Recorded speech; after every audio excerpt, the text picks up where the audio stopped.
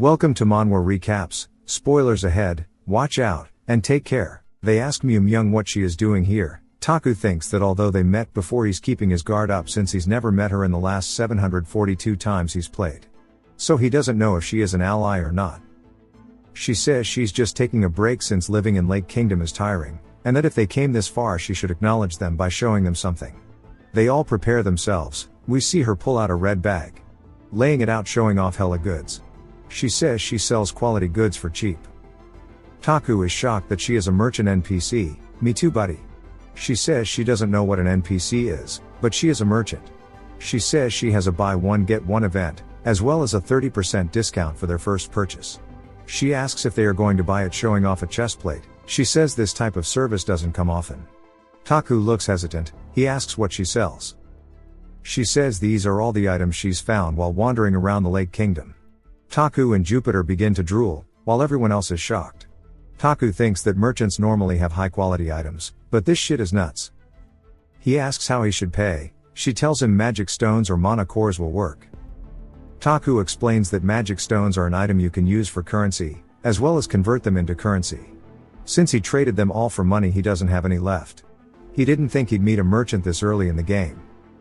He tries to offer up some items they have collected while down here instead. She inspects them, saying they aren't worth much, but since it's his first time buying from her and she knows they are going to explore more, she will let them choose one item to show her support for their campaign. Taku calls her a saint, and begins to drool, saying no takebacks. He stares at the items, wondering what to choose. Jupiter holds up a ginseng, saying if she eats it she'll look younger. He thinks she should choose gear, not food, so she should buy it with her own money. Lucas holds up some boots, which have an increased speed option. He asks Lucas if he wants more speed, but Lucas says he was just thinking it'll be easier for Taku to escape from emergencies if he has them. Taku calls him a rascal for caring about him so much. He says no to the item since he isn't a main battle member. We see Damien eyeing a potion maker, saying if they put it in the temple they can heal the injured soldiers. Taku agrees, saying even if it's slow, it'll help a ton. But it's a waste to waste the free item on that. He asks Evangeline why she isn't choosing anything. She says she is only in the party temporarily and isn't really interested in the gear. Since she already has S-rank gear that's getting repaired, it's enough for her. Taku and Lucas make oh shit faces because they forgot they came here to cover the cost of repairs. Taku whispers to Myung, asking if she has any lances or shields. She says she luckily just got a set. She puts them out, and we see they are SSR ranked with pretty good traits. Taku starts pogging out while looking at them. We see that they are a set, so when both of them are worn there's a new effect on top of their original ones. He wonders what to do since he can't just choose one. Myung sees this, reminding him she has a buy one get one free event, so he can just take both for no extra charge. She tells him it's a set, so take them as they aren't really useful to her anyways. Just make sure to keep exploring Lake Kingdom, and trade with her often. Taku tears up, comparing it to when a geared player helps a noob, and he will try his best. He tells Evangeline to come take it. He also decides to explain that her gear got broken when they fought. She says she's the one who started the fight, so it's her fault her gear broke, so he doesn't have to, but Taku interrupts her, saying it's a gift then. He equips her with it, confusing her. He says when an adult gives you a gift, just accept it. That this is a gift for graduating. And she won't reject a gift from a member of the royal family, right? He also thinks to himself he's just helping out the Chad Count's daughter, since he deserves a hero's praise, and he will be filled with guilt if he just leaves her gear broken. She thanks him, accepting the gear.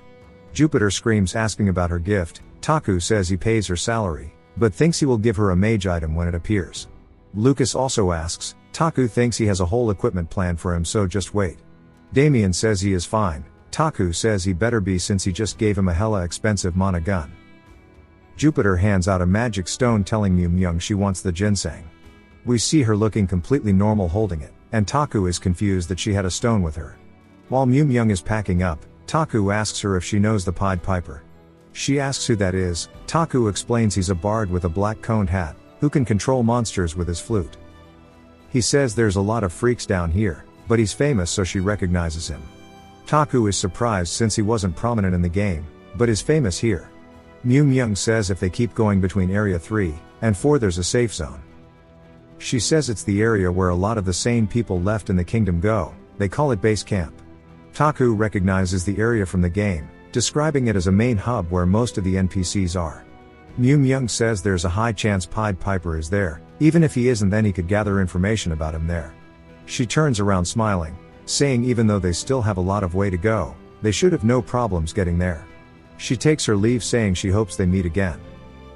Damien says Myung is interesting, while Lucas says he doesn't trust her, because she is too strong. No one weak would have such a chill attitude after clapping all these golems. Taku thinks that after he works on Lucas for 3 years, leveling him up to the max he'd be able to do this easily too.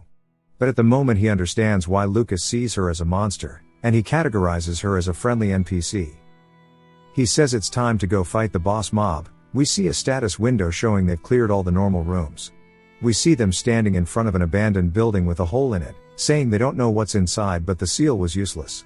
Damien and Evangeline ask if they should head back. Taku tells them they can't go back without seeing the boss mob. He wonders if it was a storage room because it's huge. Lucas recognizes moss on the floor and walls as if it was submerged for a while. Taku says they're under a lake so he isn't surprised. Damien, who's scared, starts pointing while calling out to Taku. We see a slumped over golem, and Tikus is confused, because it wasn't just a pile of rubble. We see it's a giant steam engine golem. Taku is surprised since it has a human name just like the Giga rat from the sewers. The golem begins to speak, saying oh no he fell asleep again, and turns over while its eye glows red. It says it's time to start cleaning again, while getting ready to blast at Taku and the gang.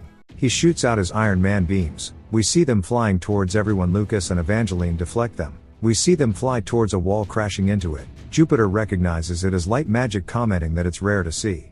She asks Taku if he will be able to order a command. He says of course.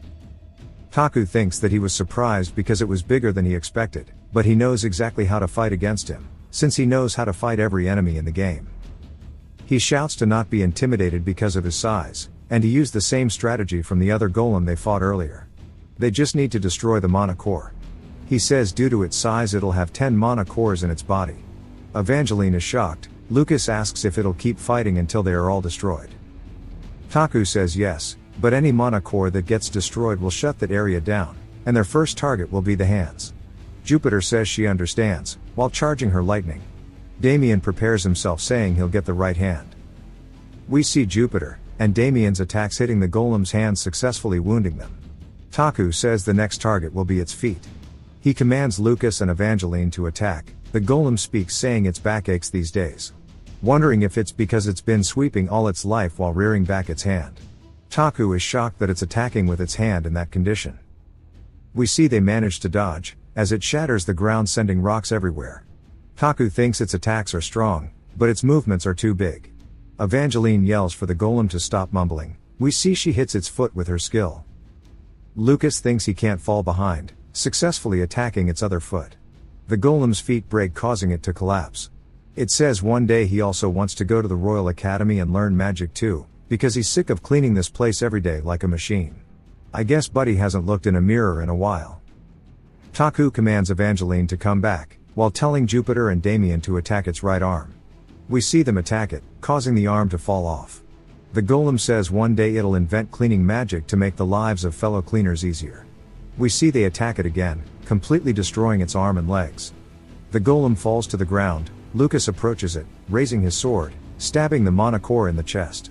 Lucas tells Taku all that's left is the core in the head. The golem starts moving, causing Lucas to fall. The golem says he thought he already cleaned this area, while eyeing Taku. Taku thinks he can dodge quickly since he's just giving commands, but Damien and Jupiter can't. Taku grits his teeth, saying he just wanted to be carried while preparing a punch. We see he hit 125 on the jackpot, smacking the piss out of the golem, decapitating it. The golem's head lands in front of him. Taku thinks it's lucky that he got a good number. The golem's head starts to spark, and it says it's raining. Lucas holds up a sword telling Taku to get the final hit. Taku explains that boss kills give hella XP while walking towards it. He stands above it saying his level is the lowest in the party, so he should just take a free easy kill.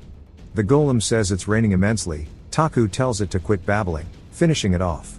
We see on the status screen they got a complete smash, 3 stars, for destroying all the golem's cores. We see everyone holding light sources looking around the room. Taku wonders how much XP he will get. Damien tells him they found a treasure chest and pathway. Taku says he'll be there soon, then calls out to Lucas to stop Jupiter from opening it. We see them playing as Taku opens the chest, saying it's an SR item. It's called the Orb of Scream, that has a pretty strong trait, but he's annoyed it's a mage item. Jupiter is drooling. He hands it to her, he says it matches Jupiter anyways. We then see it's part of a set called You Must Scream. Once all 3 pieces are equipped, it's an AoE fear. The chest also contained 2 SR mana cores. He tells them it's time to go home. We see Taku recognizes the area, and it's probably the stairs that connect the castle wall. He thinks everything is going well, and they're on good pace. After climbing the stairs for a bit, Jupiter complains while Damien is shaking. Kakis is also gassed out, saying they are almost there. They finally make it to the top, and they collapse. Jupiter says she's going to die of a heart attack, so she'll take one last hit of her cigar. Taku says Lucas and Evangeline work well together as they chug water. Taku says they made it while pointing to a door. Inside we see a teleport gate. Jupiter hauls cheeks towards it, saying she's going to take a hot bath, drink whiskey and enjoy her cigar. But she stops. Taku asks her what's wrong. Everyone is shocked. Taku says this is what Lake Kingdom actually looks like. We get another view of Yharnam, and we get to see how much more they have left to clear. Damien notices a light, saying he can see lights in some parts of the city. Taku thinks someone installed magic stones all around the city so the people surviving here can navigate around. Evangeline points to something, asking if it's a lighthouse. Taku looks anxious, saying it's the Lake Kingdom Palace, and it's the last area they will go to as it's where the final boss is. But for now they have a long way to go. We get another look at how far they are compared to the palace, as well as the route they took. He activates the teleporter, saying they should think about their next move. So let's head home for now. We see he gets 2 reward chests for completing an exploration, as well as everyone leveled up. Taku tells everyone to rest well, explaining that they started in the afternoon and returned in the evening. So they spent an entire day exploring. He yawns, saying he'll take a nap before finishing up some work. He opens his eyes, seeing he ended up sleeping too long. He decides to organize his inventory. He starts by pulling out a blue fire torch, saying it's inextinguishable. The item is good because dungeon explorations are always a battle against the dark, but that's about the only use it has. He is surprised he got a summoning scroll as the bonus for achieving a complete smash. The scroll summons the golem boss. It's a one-time use, but the skill is useful. He says there's no point waiting, learning the skill. He says he'll use it when he needs it. After organizing, we see his stomach is rumbling due to hunger. He arrives at the kitchen wondering if there's something to eat. We see some rats munching on some raw food, like freaks. Taku asks what they are doing. Evangeline says they are here because they are hungry. Taku says he is also hungry, asking if there's anything to eat. She says aside from what they just munched on, there's no cooked food, only ingredients. He asks if they are hungry. They both nod their heads. He tells them to wait at the table while he prepares food. They are surprised he knows how to cook. He thinks ramen with some kimchi is a good late-night snack, but it'd be impossible to make here. Looking at the ingredients, he says he has an idea, pulling out the blue torch, lighting the fire. He puts butter in the pan, and goes to town. He tells them they should eat and sleep. We see he made royal prince toast. He thinks it's not bad, but he wishes they had condiments. Lucas starts crying, saying it's so good that Taku could replace the royal chef. Evangeline says it's similar to food they sell at festivals. He says it's pretty accurate since it's a street food recipe. Evangeline says this reminds her of when she was younger. She'd hear sounds in the kitchen, and when she walked in she would see the Count just chowing on food he quickly made, since monsters can attack at any given time. She says he'd always come back bloodied and dusty. Then he would just dump whatever ingredients he found into a pan. But after noticing her, he'd always ask the same question. If she wanted to eat some too.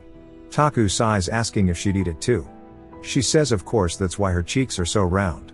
Taku says it's cute and makes her look more childlike. She says after eating like that her mom would wake up, scolding her dad for feeding her so late at night. She laughs, remembering the expression he'd make. Then stops, saying just doing this late at night reminded her of those nights. Taku tells her the Count's funeral is tomorrow, and if she wants she could lead the funeral tomorrow. She says she'd rather have Taku take care of it.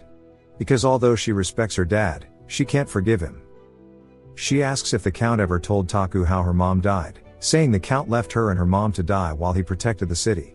She could never forgive his choice, but understood his reasoning since protecting the city is the Lord's first responsibility.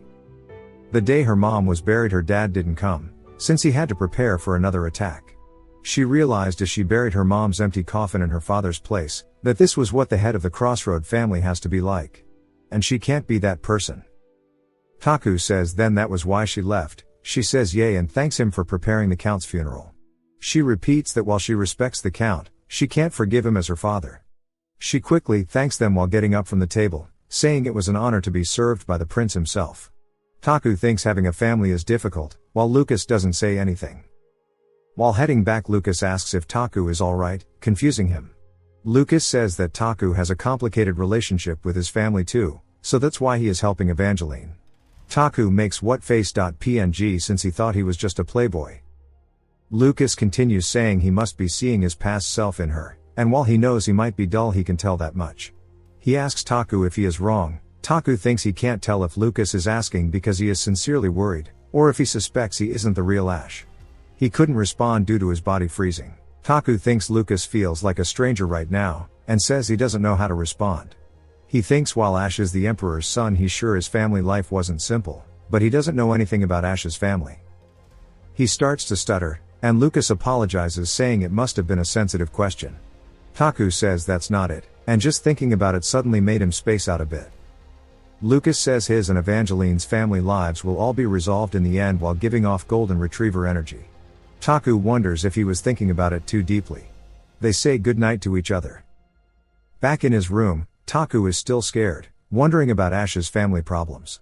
He says the conversation made him remember he's in someone else's body. The next day we see the repairs on Crossroad have begun, as well as information about Stage 3. It's a lot of golems since that's what they fought while exploring. He says they only have a few large monsters, but they are all elites, and they have around a week so he will try to prepare really well this time. Prepare so well that even if things changed unexpectedly they'd be fine. So strong they will be able to destroy the source of the unexpected change. We see Taku kindly telling all the production people what to do. At the Count's funeral, he says there were some people injured last stage, but only one person died. The Count. Lucas tells him the casket is on the way, so they should get ready. We learn they took the casket around town, since it's the death of the Lord who ruled for decades. And even if the city is insensitive towards death, many citizens mourned. He says the funeral will be held here, but the casket is going to be cremated in the Count's orchard, since that's where his wife is. Taku stands above everyone attending the funeral, saying last time he called their deaths expensive, and he meant that literally. Especially the Count's death, it was beyond a monetary loss, as it pains his heart. We see Lily crying. Taku continues saying the Count asked him to provide the citizens with more happiness since they can't move on with sadness alone. Since this place is a fort city, death will always be present. So it must be ruled with hope and happiness instead of sadness. But today he will disobey the Count's last words, because he will be sad. The front line is maintained by the sacrifice of precious people, not just the Count but everyone who loses their life. He wants them to remember, their sacrifice is worth as much pain as it causes. Because every sacrifice helps them survive. He tells them to remember, as he will always repeat himself. People are going to continue dying, but those deaths won't be in vain. He says they will now have a moment of silence for those who helped them so far. While everyone is quiet, he thinks that he hopes one day the city will be full of endless festivals rather than funerals. Just like the Count wanted. After the ceremony they shot fireworks, and transported the Count's casket to his house. One of the people delivering it are shocked to see Evangeline. They apologize to her. She asks if she could check the casket. We see her hand shake as she says he always fought at the front, as if he couldn't die, but here he is. She tells them that's enough, and we see them bury the casket. They ask her about the Count's gear, and she recognizes it. The man says it's the equipment passed down the Cross family for generations. They wanted to bury it with him but are asking her in case she wants it. She thinks about it, then tells them to bury it next to her dad. Taku stands in front of the graves, saying built up a wall with snow and ice. Here on earth is the path of compassionate life. He says it was the Count's favorite poem. He prepared it thinking it would fit well with the Count, but not during the funeral program, so he waited. He recalls the Count telling him that he will have to sacrifice something important to protect the city eventually, causing him to wonder what he will lose in the future. Evangeline approaches saying she didn't know he had a hobby of reciting poems. He says he waited to read it since it doesn't fit with his image, but she caught him. She says he has a good voice, so next time he should read it loudly. He asks if she is okay. She says of course, as it was bound to happen one day. And if she were to get hired as a knight on another battlefront she could never return, and it's a miracle she even made it to his funeral. Taku asks if she plans on leaving. She says of course since she can't stay here. She plans to take care of all the inheritance matters, sell the property and leave. He realizes she had her heart set from the start, that's why she buried the passed down gear. He tells her to let him help her set everything up. She asks if he's not going to stop her. Because she is throwing away her family's legacy and running away so she can live comfortably. He says he doesn't know if he will do as well as her family, but he'll protect the battlefront the best he can. So not to worry and have fun, he will do his best to make sure her family's hard work doesn't go to waste. She says the rumors about him are really different than how he is. Since she figured he'd be trying his best to return to the palace if he was relegated here. But she's surprised at how seriously he takes his job of being the Lord. He sighs saying someone told him they'd reward him for protecting this place, so that's why he is working hard. Recalling the memory of Ader telling him he'd grant any wish. It's not because he's a saint, he's selfishly wanting to fulfill his personal wish. We hear something loud, quickly asking what that sound is, assuming it's an attack. We see it's Evangeline's stomach rumbling. He says it's more like thundering instead of rumbling. She asks him for food, saying what he made yesterday was yummy. He laughs thinking the survivors must eat and continue living. He tells everyone they are heading back. While thinking even though the dead are buried the living must continue moving forward. Taku says after that day he worked on 2 tasks at the same time. We see Lily is really happy to see him. His tasks were preparing for the next stage, and settling the Cross family fortune. Since Lily didn't want to be the front count because she wanted to leave, it would be better to gather her family's fortune and give it to her. That way she doesn't have a reason to come back to Crossroad. Ader looks down that he is okay with letting Evangeline go, saying he'll liquidate all of the Cross family's assets. As well as settling the inheritance process. Ader says selling it all within a week might be impossible, since most of the family's fortune is real estate, so waiting for someone to purchase it will take a bit. Taku says to buy it in his name for now, since he wants everything to be done within a week so Evangeline can leave. All of the Cross family have died here, making her the last survivor. So at the very least he wants her to be safe. As that was the Count's final wish. Ader says he understands, and Taku compliments him. We see there's 8 days until stage 3 starts. Taku says he will prove that you can beat the game without wasting people's lives. A week later in the blacksmith's shop, we see the workers apologizing since they couldn't make the amount of mana guns he requested in time due to their complexity. He tells them it's fine since he understands. He thinks about the history of mana guns, and that they are fairly new. They require an alchemist and blacksmith to work together, making it extra difficult. Taku asks how many they were able to make. We see they only made 2 guns. Taku is shocked, because one of the guns is SSR ranked. The weapon insta-kills if the user is proficient. The alchemist and blacksmith look proud, saying they made it using the special mana core from the Spider Queen. He comments on the gun being a balance breaker, since it could hard carry for a year at least. And since Damien is using the gun, it's the perfect weapon for him to pump out damage. Taku starts laughing while shit-talking the game. They tell Taku the entire time making it felt like a trance, and they are glad he is happy with it. We see the other gun is normal, it even has a flaw. The flaw makes it less accurate when spam fired. He tells them they did a great job, and will make sure they get paid well. Lucas asks if the gun is that impressive. Taku says it'll change the course of the war. We see that they have 20 hours left. Taku says that should be enough time for Damien to get used to it. We see Taku getting off a carriage. Lucas tells him he should see something. We see Evangeline in front of his house. He says her name, but she doesn't respond. She says Ader gave her something, holding an envelope. Taku thinks that after adding up all their property she has enough money to live leisurely. She thanks him for handling her issues so fast, and says Ader told her something after giving her the paper. She makes a spot on Ader impression, repeating what he said, after you get the money you'll have no more business in the city so pack your bags and leave ASAP. She says Ader kicked her out, asking if Taku really ordered him to do so. Taku says he did. She asks why is he wanting her to leave so fast. She didn't even get to say goodbye. He tells her if she's going to leave then don't drag it out, since tomorrow will be a war zone. Does she intend to get caught up in it too? She tries to say something, but he tells her to shut up and leave since she has no more connections to Crossroad anymore.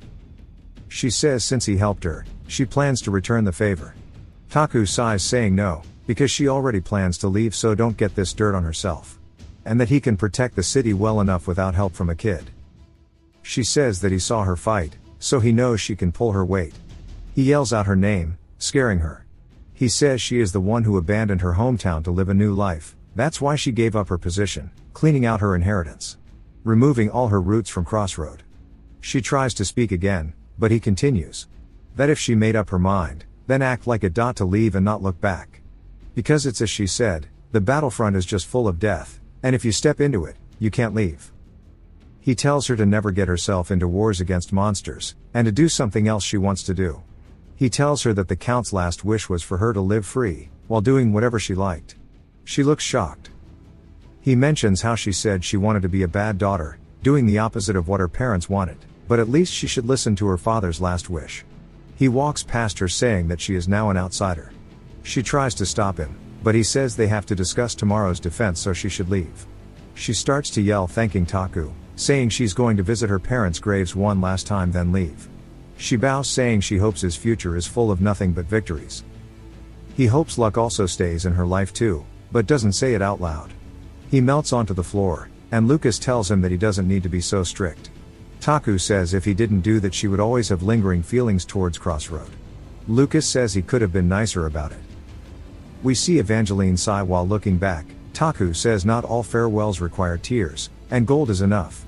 Taku cries saying goodbye to his SSR ranked cheat character. He quickly gets over it, telling Lucas they should do their best from now on. Taku opens a door asking if they all rested well. We see Jupiter, Damien and Lily who decided to come on her own. She looks super happy because she can't wait to go out again. Taku starts to make a goofy face asking if she enjoyed her freedom. She shakes him while begging for him to let her be free. A bit later we see Jupiter consoling her, while Taku says they have less than a day so they need to go over their strategy one last time. He gives Damien the OP mana gun saying it's a gift. He starts to tell Damien about it, but a knight bursts through the door. He yells that a scout reported the monsters are coming, their army is around 200 golems and they are hauling cheeks towards the city. Taku says that's nonsense. His amulet begins to glow. We see a status window saying someone is interfering with the game. The stage 3 status window starts to speed up. We now see they have only 30 minutes. Taku says the game can't troll him like this. The knight says that's not all. They also split into 2 groups. 80% are headed towards the city while 20% are going straight towards the front Count's orchard. Taku and Lucas are shocked, because Evangeline is currently there. We see knights hurriedly preparing. One of them rings something to alert everyone. Taku approaches asking what's their current position. The scout says they can see them without the magnifying scope. We see a horde of golems coming. Taku is shocked, saying while they fought them in the dungeon seeing this many is scary. He compares it to a wall, while we see them marching towards the city. Taku asks when the golems will reach the cannon's range. He says at this rate less than 15 minutes. He tells them to get them ready to fire. Lucas approaches asking if he's going to leave Evangeline alone. Taku looks perplexed, gritting his teeth in frustration because the stage started too early, and the fact they split up into 2 groups. He wonders why this is all happening now. He realizes there has to be another being controlling the situation with malicious intent. The Count's troops tell him they heard the news about Evangeline, and to send them to her. He pleads that the current front line is strong even without them, so send them to the orchard. Another one of the men says the monsters are getting closer, so they need to go now. Taku says there's 2 issues with their words. The first error is the fact the cannons aren't even ready, and a lot of the soldiers are new recruits, so does he really think they can defend with just new soldiers?